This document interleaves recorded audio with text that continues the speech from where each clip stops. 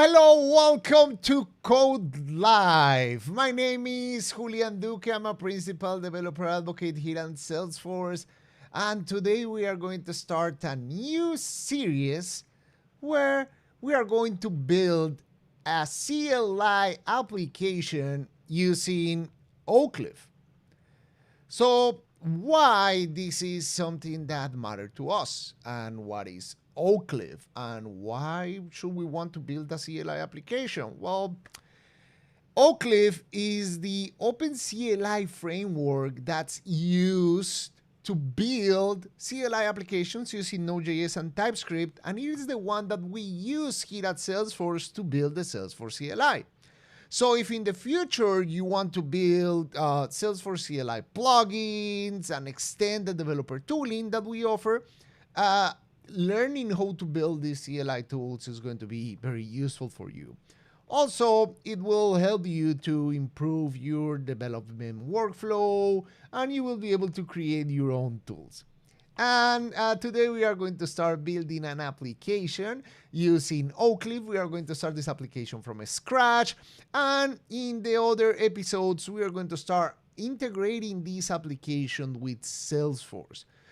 Before I start telling you about Oakcliff, how to start building applications, let me give you all a warm welcome to this episode today. So please, if you are with us live in the chat, tell us where are you from, where are you connecting from, and leave us a message in there. I'm seeing that we have Mary connected with us right now. We have Shubham, we have Alina. So welcome to codeLive, and thank you very much for joining me today. So today is a very rainy day here in the Tampa Bay area where I live. As you can see from the radar, there is a huge thunderstorm out there, and maybe we might hear some very strong thunder coming through the mic. And let's hope we don't have any power disruption, because outside it's pouring water and the thunders are like pretty much striding a lot. So let's hope we don't have any issue with the weather today. But that's the magic of live coding and the magic of live sessions. So speaking of weather, in previous episodes, when we were learning about Apex for Node.js developers, we were building an application that consumed the Open Weather API. We built this application on both Node.js and Salesforce, and we were getting weather information from this Open Weather API. So one of the people that is here from Turkey, Merik Asaner, maybe I pronounced your name properly, maybe not, sorry about that. So Merik has been building an application, and we have been exchanging messages on Twitter. And I wanted to show you that application and give you the link of what he built, so you can see, and this is something that I love, so you can see how you there, while watching this content that we are creating, can also solve problems on your own, create your own applications. And Merik did something amazing. And we haven't shown you how to do anything with Flutter. Flutter is not something we regularly use here at Salesforce, but this is a very great use case of how to build a mobile application and integrate it with Salesforce data, both directly from Salesforce or from an Heroku backend. So here, Merik built an application that gets information from both a Salesforce app or an Heroku app. The Heroku app is built using PostgreSQL as well, and the Salesforce app is getting the data from Salesforce. So you can click here on the link I shared in the chat. I think I shared the link in the chat, but it is not getting through, maybe through a filter. But you can go to Merrick's GitHub, github.com/masaner, and you will find the Flutter Salesforce Heroku integration demo repository, and click on the GitHub pages to take a look at the project. I tried to share the link on the chat, but it seems the chat is filtering links to prevent the spam, and I don't have permission to share links. But pretty much the application lets you go through different records. When you click a record, it will get the weather information, and this weather information is coming from either the Salesforce API or the Heroku API. What we have been showing in the previous episodes, now you can see a fully implemented application here with all its source code. In this GitHub application, you have the documentation, the different APIs Merrick used to build this application, the Heroku, the Open Weather, and the Salesforce. You can find the Dart source code, the Apex source code, and the Node.js source code, and how Merrick set up the project. And everything is open source. You can go ahead, take a look at the project here. For example, in the lib directory, you can go to the different screens, and here in weather, you will see how he's showing the information and consuming the different data. I think SF users, this is performing also the getting the information from the Apex REST service. We saw in previous episodes how to implement this, how to check for the proper status codes, rendering the information on the screen. So this is a very good example of how to apply the concepts you are learning here in codeLive on your own projects. If you have any questions for Merrick, he's on the chat right now. So Merrick, thank you very much for sharing this project with us.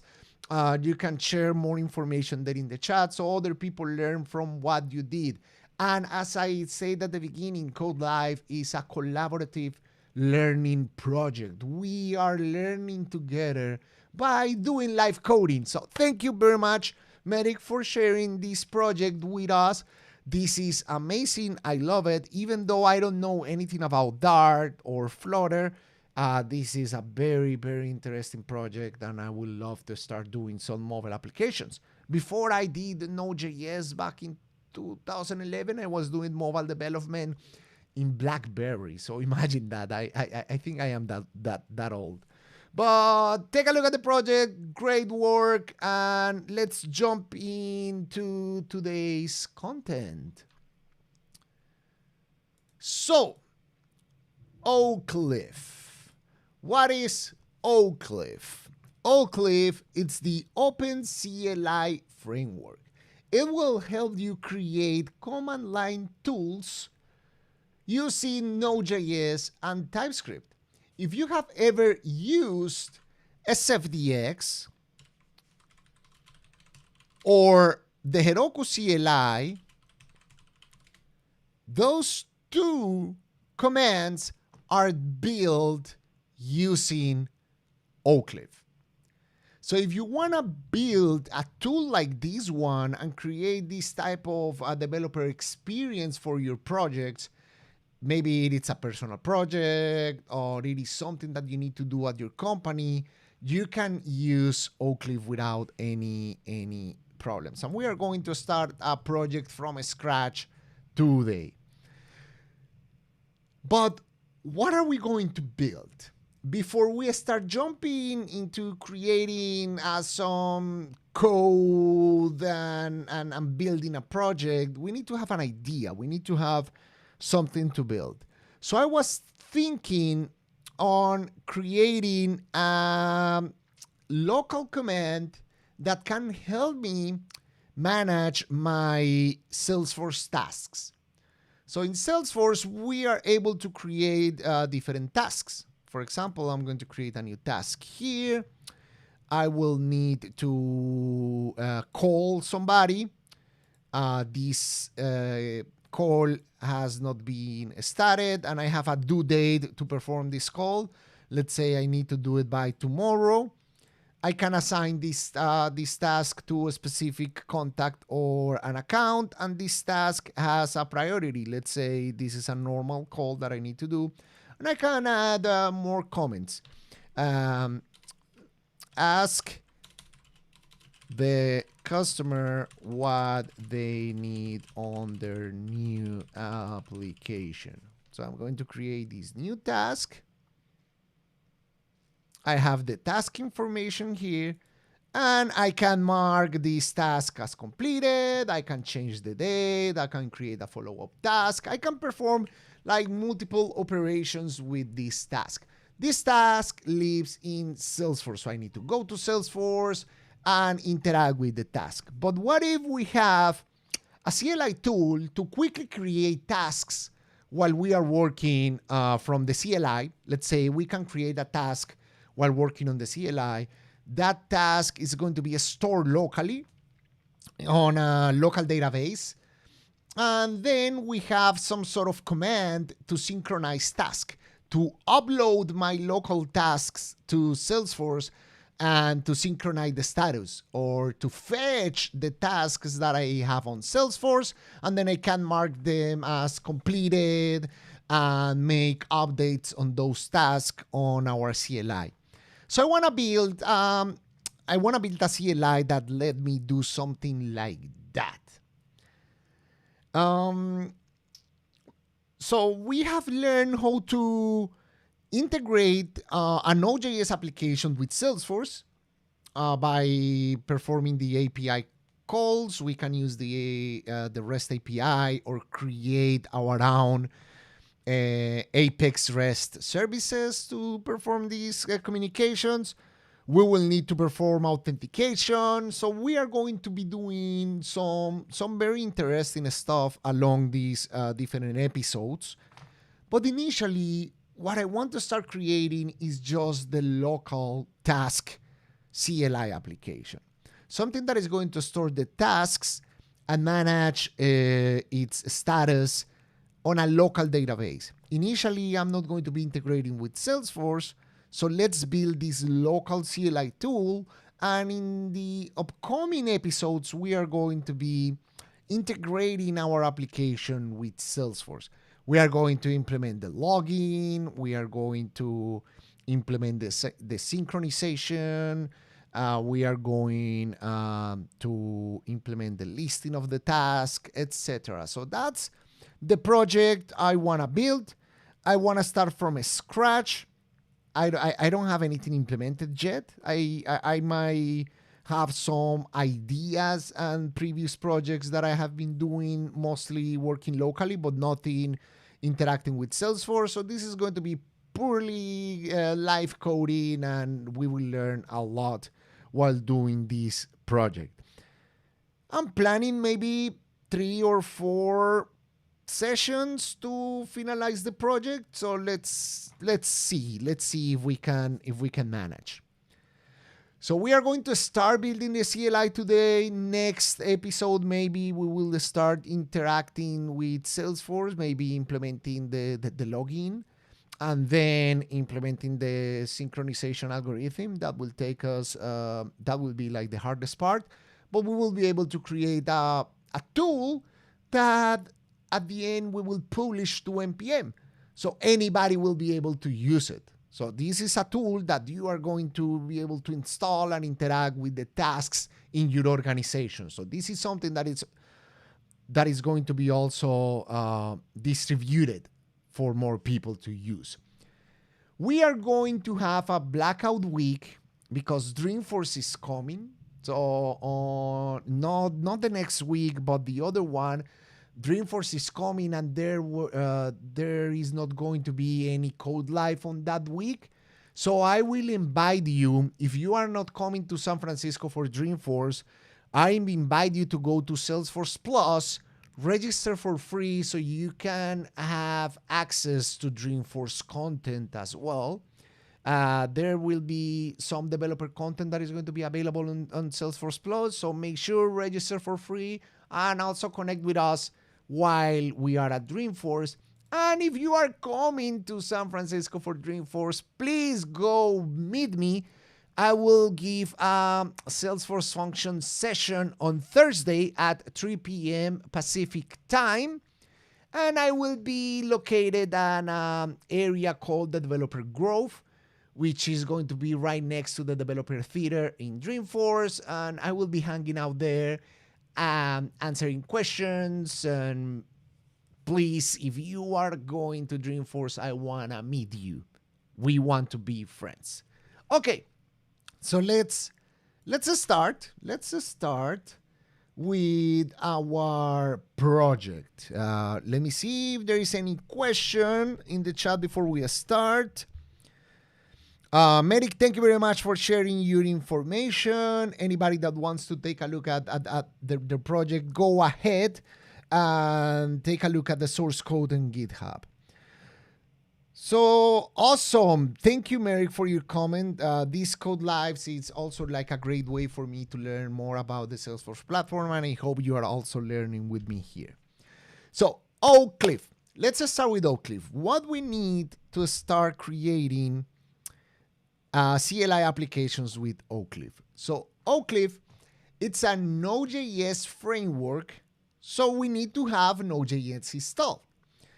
The best way to have Node.js installed that I have been recommended for a while is using a version manager.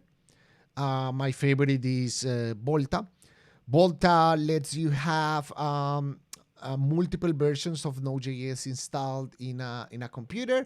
This works for Mac, Linux, and Windows. And there is very easy to install and use. You can manage multiple versions of Node.js, and this is the one I use to manage my Node.js versions. So I already have Node installed on my computer. I'm going to make sure I have the latest Node.js. So Volta installed Node 16. I have the latest version. Awesome. So this is the last version of Node.js that we are going to use. And then to start using Oakcliff in their website, oclif.io, it is telling us, okay, to generate a new project, you are going to run this command and then start filling out the information. So let's create our project. So npx Oakcliff.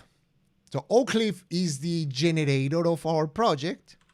We are going to call the generate command, and we will need to give a name. The name is going to be the folder or the project name. Let's call it tasks CLI. And it will start asking us some questions. Okay, so first is what is going to be the npm package name? So what is the npm package name? It's the name that we will use to publish our packages to npm, to the JavaScript package repository. This name needs to be unique. So make sure that the name you are going to use doesn't exist in npm. So I'm going to npm. Let me see if tasks CLI exists. And there is already a tasks CLI. So I don't want to collide with this application that somebody creating. It seems this is very similar to what we want to create, but not entirely.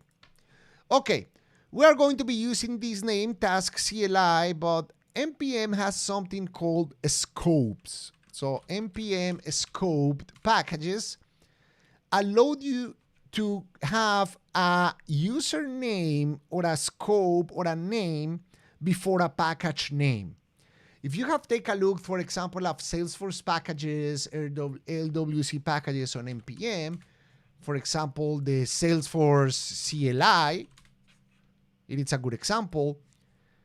It uses the add Salesforce scope. So I'm going to be using add Julian Duque, which is my npm name, to name my package. So this is going to be called add Julian Duque tasks CLI. So that's the package name, the name I'm going to be using to publish my CLI application to NPM. Then it is asking me for the binary name, which is the name of the executable, the command I'm going to be running locally on my computer. This one, I want it to be just tasks. And then a description, a Salesforce tasks CLI tool. Who is the author? I will click on that. The license is going to be MIT, unless you want to use a different license.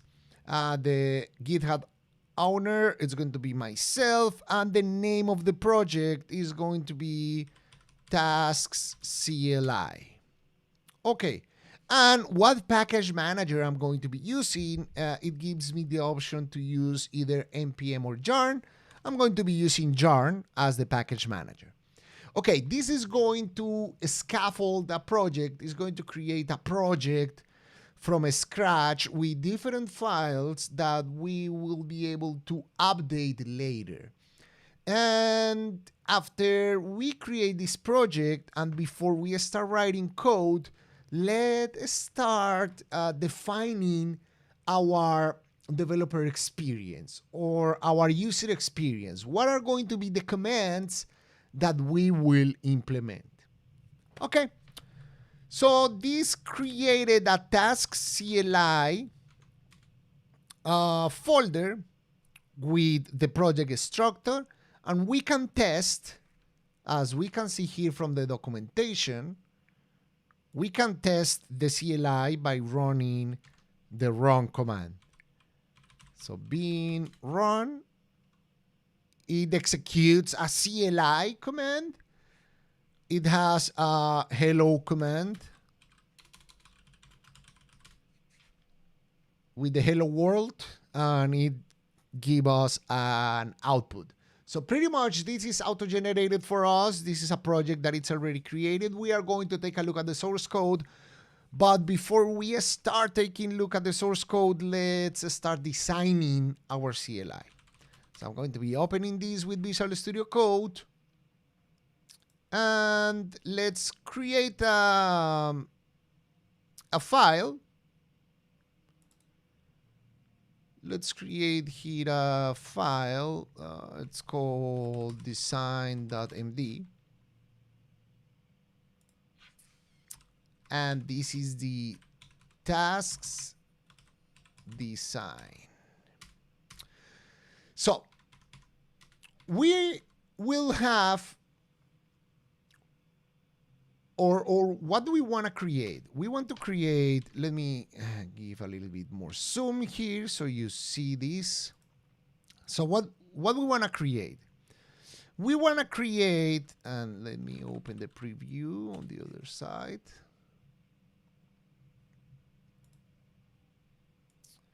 Let me open the preview on the other side. So we have this. Okay, what we want to create? We want to create a tasks command that creates a new task, okay? So the new task, and here is giving me a lot of options, but let's disable Copilot for this. We don't need it. So what we will need, let's take a look at Salesforce. What it is asking us when we create a new task. So when we create a new task, it asks for, let's focus only on the required fields. It asks for a subject. So the subject, it's a pick. So it's giving me specific options. Okay, so this could be an argument.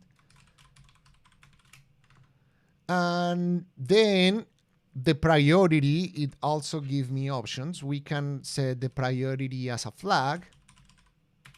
Let's say normal. And the status, I think I'm going to create tasks that are not started. I'm going to start tasks by default with not started. So a status could be also a flag. Not started, okay? So that's going to be a command that I'm going to be using to create a new task. The subject, I can also pass a comment.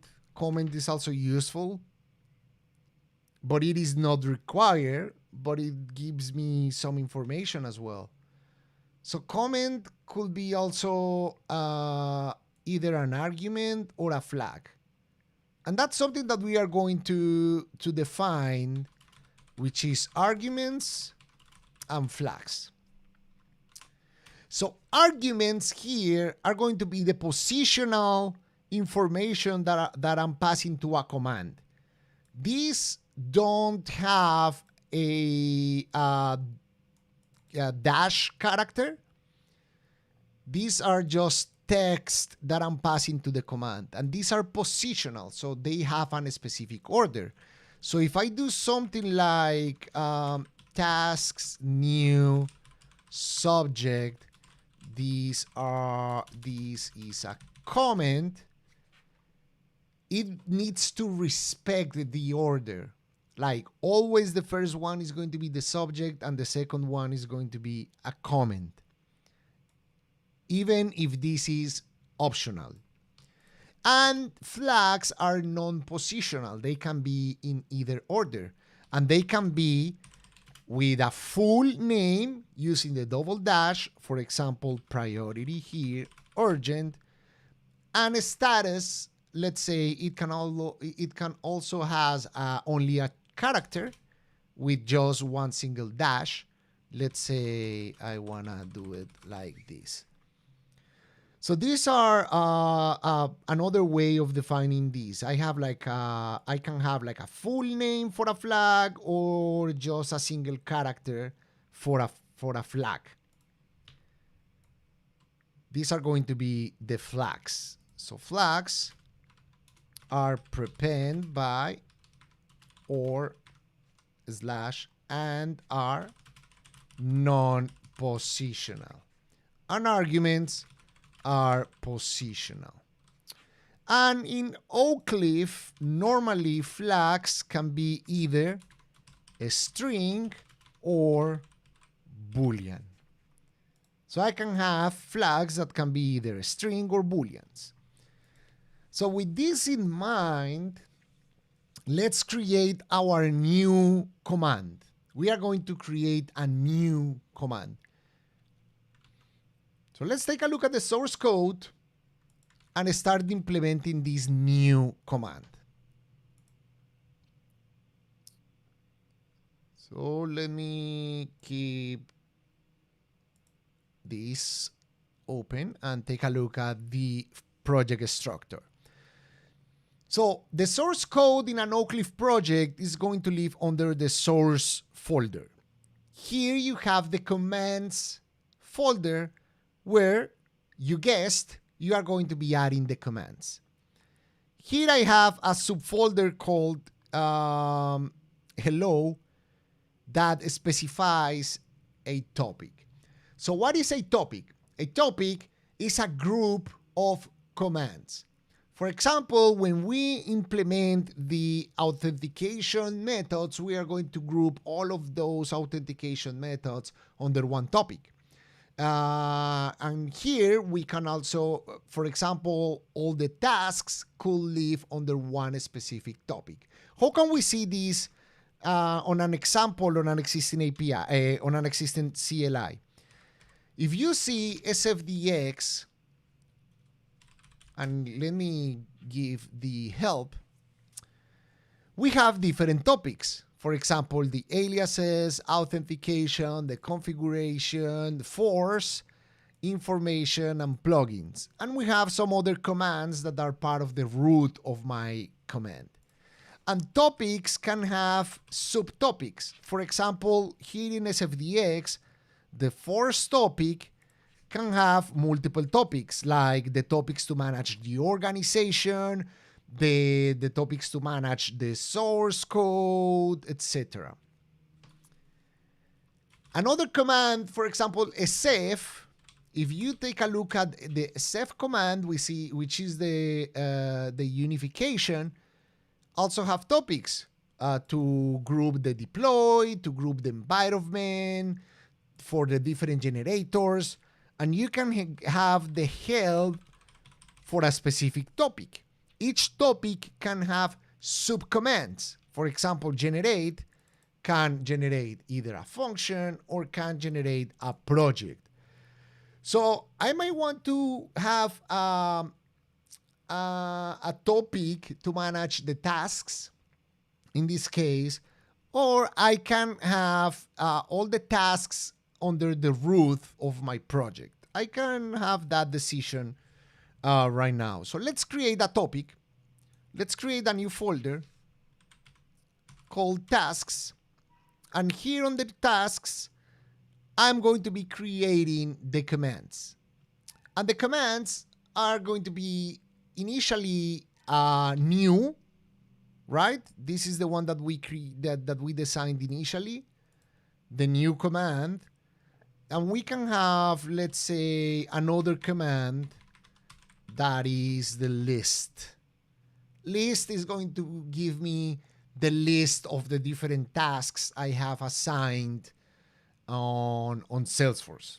So let's implement these two commands, new and list. We have two options. We can create those just by hand, by implementing a command class in TypeScript, or we can use the generator. Remember that we use the oclif command to generate a project. We can also use the oclif command to generate a command. So in the tasks folder, we can execute oclif generate command and give the command name to create the class for us. In this case, we have the tasks topic and the command new. That's the one that we want to create. And the other one, it's going to be the list command. The list command. So using the generator is good because it's going to create the file for us. So it's creating the class for us with some example code that's going to be useful for us to replace and adapt to what we need. And it is also creating, the tests. So each command can have its own unit tests. We are not going to be doing testing in this series. We are just going to implement the command. Later, maybe we have time, we can implement the tests. But let's focus only building the logic or what we want. And since we don't need the hello, we are going to delete that folder. And let's delete the tests for hello. Cool. So remember that we had the run command here to test our CLI. This is useful when you build your project. This is kind of like the production version of your CLI. But you also have the dev binary, and dev it's going to be the one that we use while creating our CLI. So you can see the difference that run still have the hello topic, but dev have the tasks topic that we created, right? So this is a good way to always use dev while creating the command, and now when we are ready, we build the production version that is going to be optimized for a production environment. Let me see, we have anything in the chat right now? No, we don't have anything in the chat. So thank you for bearing with me. We will continue building this application. So let's take a look at the new command. So here, Oakcliff, it's giving us a lot of things by default.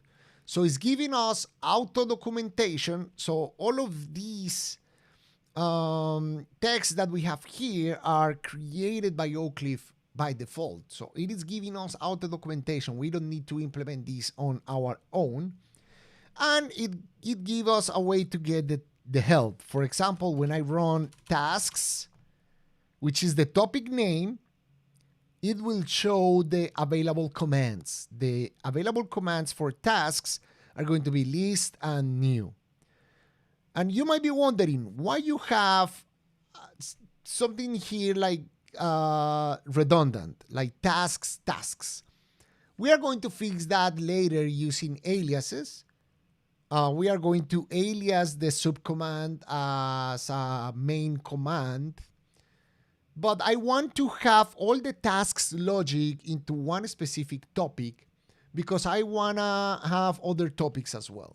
The authentication, the synchronization, etc. are other commands that I want to have in their own topic. So I want to have all of the different tasks command into the tasks topic, and then I will fix the project structure with aliases. But you can see here that I have some information that it's by default. And we need to fix this. So where can we fix this? Let's focus initially on new. So open the new class. And the new class, we see that the tasks new extends the command class. So command is a base class that Oakcliff provide, and it's the one that we are going to be using to implement all of the logic for this new command. It has different properties that we can modify, and it will help us not only for the auto documentation feature, but also to define the flags and the arguments that our command supports. So let's start fixing this. The task new, it's going to create a new Salesforce task. That's the description. And later, when we implement the command, we can add multiple examples. So we show how to create commands. It could be similar to what we did in the design. So let's have these two as examples. Let's copy these. It's going to be one example, and we can copy again to have a different example. And the other example is this one. Awesome. So here I am providing two different examples of how can I use this command. So by default, it is replacing the binary and the name of the command, and then I am passing how to use the different options that my command supports. Then I will use the flags property to specify the flags that my command supports. So we have priority and we have a status. Here, by default, it is giving me name and force, but we are not going to be using those. So let's implement the priority. Priority is a string. We can use P, why not, as the shorthand version of the command. And the description is to define the priority of the task. And we can define a default value, and the default value is going to be normal. If I don't specify a priority, by default, that flag is going to be normal. And then I am going to be specifying the the status, okay, status is going to be another string. The shorthand version could be S, perfect. The status of the task, and the default is not started. Awesome. Then I will delete the other flags because we don't need the flags. Remember, we are going to use two different arguments. The first argument is the task. Sorry, the first argument is the subject. Let me type subject. And the second argument is the comment. But let's see if we can make one required and the other one optional. So let's go to Oakcliff. Let's go to the documentation, command arguments, and let's take a look at the properties that an argument can have.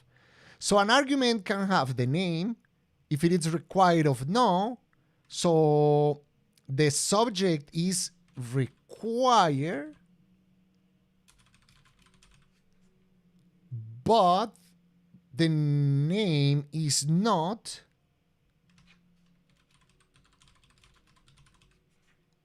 Awesome. I can mark if it is hidden or no from my help, from my documentation. I can provide a description. And I can provide options. So remember that subject have a specific options. So let me format the code a little bit because it's a little bit messy. And let me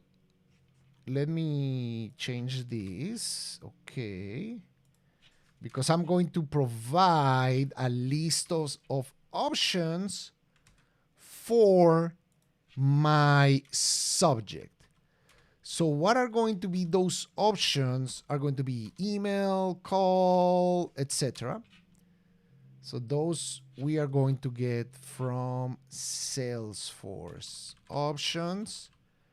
And we have a list of options that we will get from Salesforce. And let me move this here. Okay, what are the options that we get from Salesforce? Go on Salesforce, call, email, send letter, send quote, other. So call, email,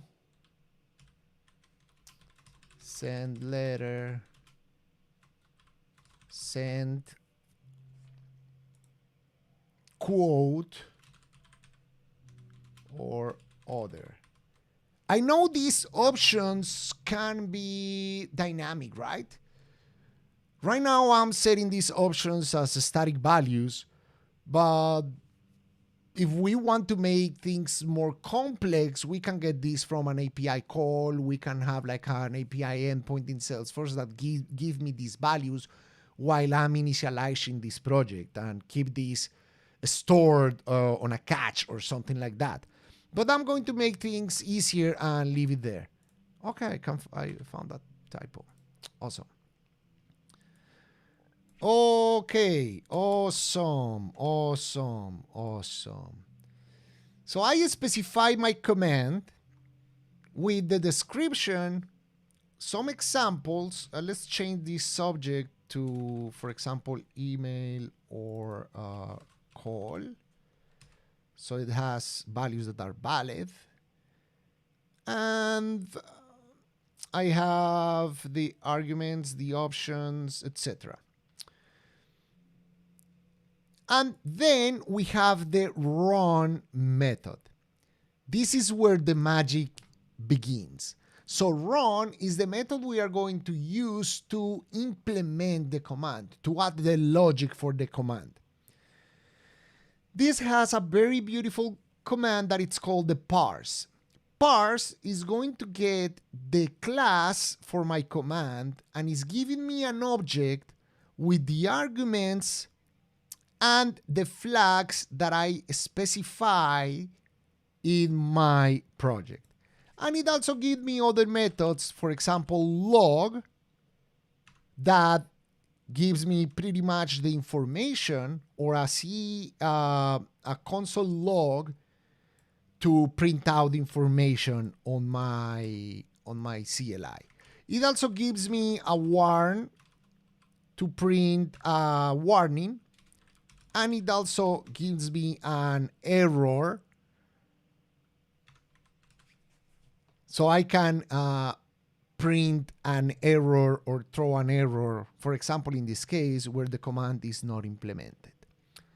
So I have implemented my command, at least the shape of the command, with some examples. What are the flags and the arguments that my command receives? And I'm getting those values. If you see, when I'm parsing the object, I am getting subject and priority as properties of the different objects here. So let's try it out. Let's run tasks, and we will get the help.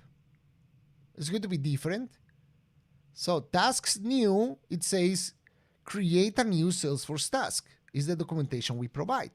If we say task new help, it will give me auto documentation. So this will create a new Salesforce task. The flags are priority and status. So priority is the priority of the task. Status is the status of the task. Default values, normal and not started. The description is this is going to create a new Salesforce task. And there are like some examples of how can you run this command.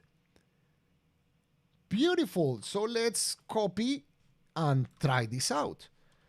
So bin dev tasks new, and I'm going to be creating an email with normal priority, and it has not been started.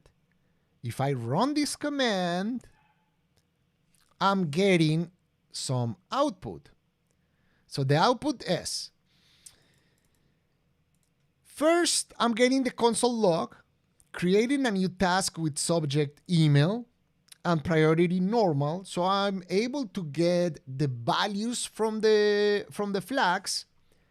Then I am getting a warning, hey, this command has not been implemented yet, with a stack trace. And then I'm getting an error, not implemented yet. So I have the two outputs with some stack traces that are very ugly, but this is what we developers expect while building a command, and is getting the values properly. So we are getting the information we need from this. What if we build the command for production? For example, we execute yarn build. This is going to build our command and create a production version of the command. So we can execute this. Tasks new. We pass the same arguments. And what's going to be different here? When I run a command in production mode, I am not getting the stack traces. I am getting a beautiful output. Yellow for a warning and a red for an error.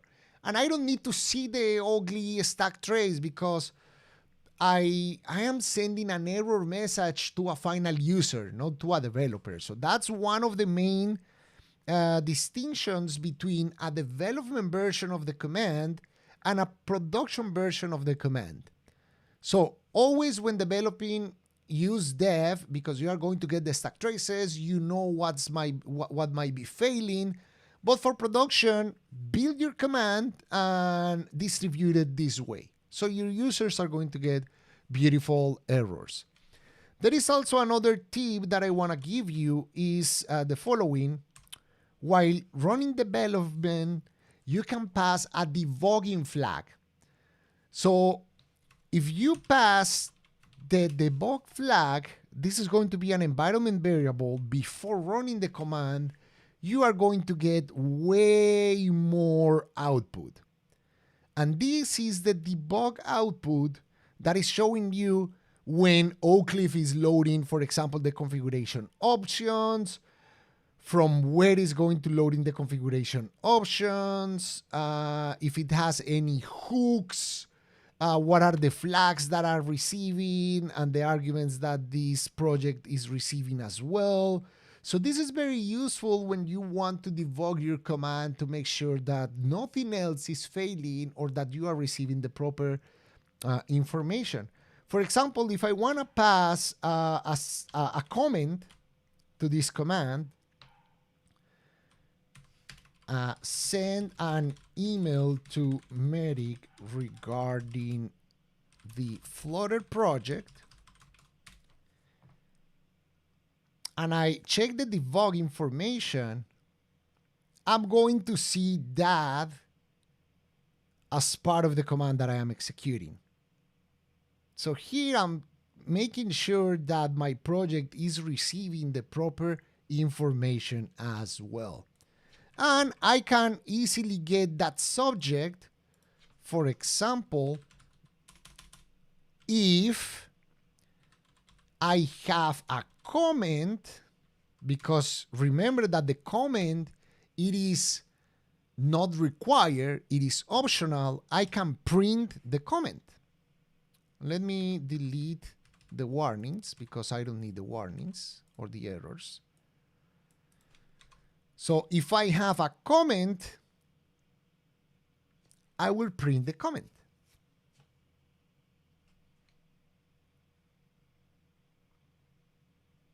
Comment, send an email to Merrick regarding the Flutter project.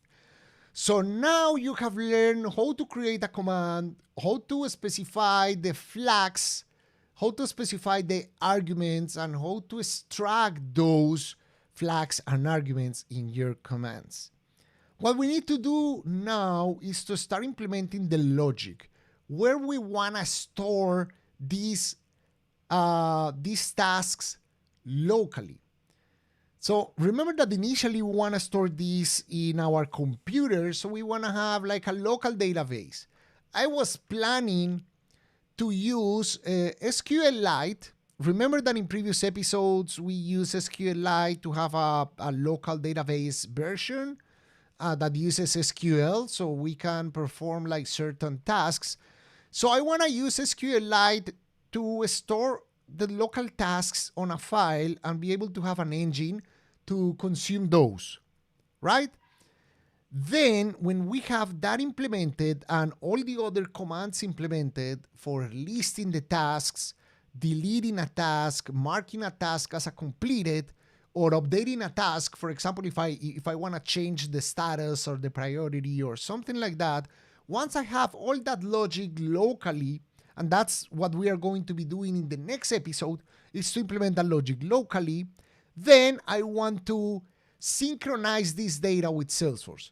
So I want to be able to submit all my local tasks to Salesforce that are going to be assigned to my user.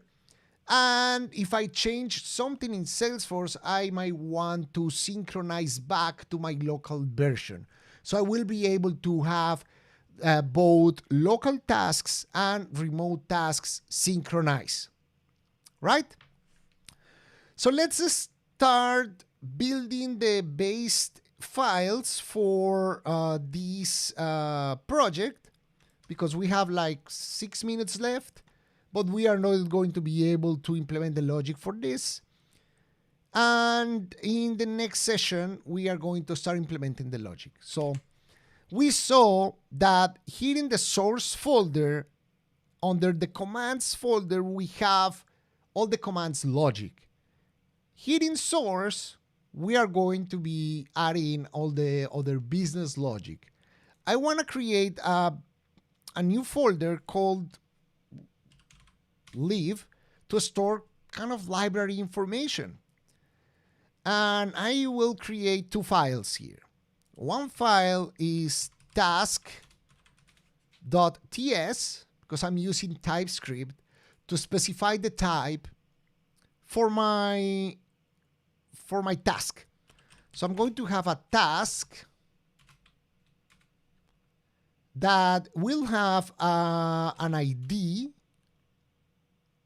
It will be a regular number, right?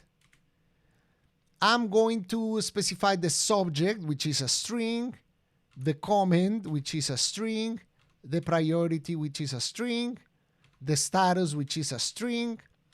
I will have a due date, which is going to be a string as well. And what other information we need? That's it. But let's not mess with due dates yet. Let's manage like the basic information. And this ID is going to be the local ID, the ID for my database, not the ID for Salesforce. We will have another field to store the Salesforce ID so we can manage the synchronization, but that will be a problem for future Julian. Okay, and this is my type in TypeScript.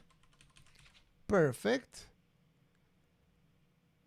Tasks is defined but never used. Do not worry, that's what I wanted to do.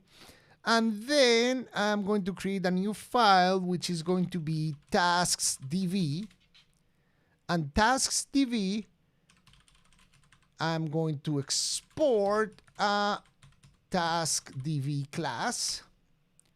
And here I'm going to be implementing the logic.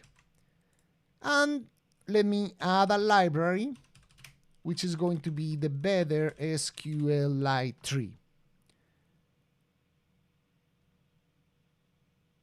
So I'm going to be using better SQLite tree for my local SQLite tree database interactions. I'm not going to be using SQLize because that is too much for a CLI tool. I want to keep my project light on dependencies, right? This is not going to be running on the server. It's going to be running on my local computer, and I want to have something very light. So I decided to use better SQLite tree. It's light, it is fast, and it's better than the regular SQLite tree dependency in JavaScript. So this is the one that we are going to be using, and we are going to perform just basic SQL operations. Now that it is installed, later I will be able to use it and start implementing my operations here. So I will need to have commands to create a new task, a list tasks, and get task by ID, why no, and complete task with an ID. And those are going to be asynchronous commands. So I'm just creating like the shape of my class. This is the class that I'm going to be implementing in the next week. I need to have this type. So let me import the type. Import task from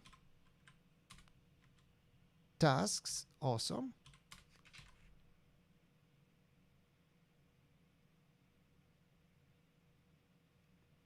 Oh, this is the type. I don't think I need to import it. Well, whatever. We are going to solve that issue on the next session because now the time is running low and it is exactly my 2 p.m. So thank you very much for joining me in this codeLive. We started with this project. We are implementing a CLI tool to create Salesforce tasks.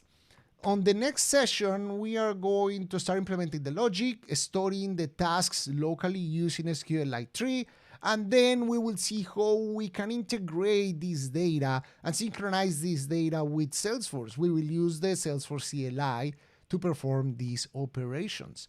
Thank you very much for joining me, and see you on the next one. Bye-bye.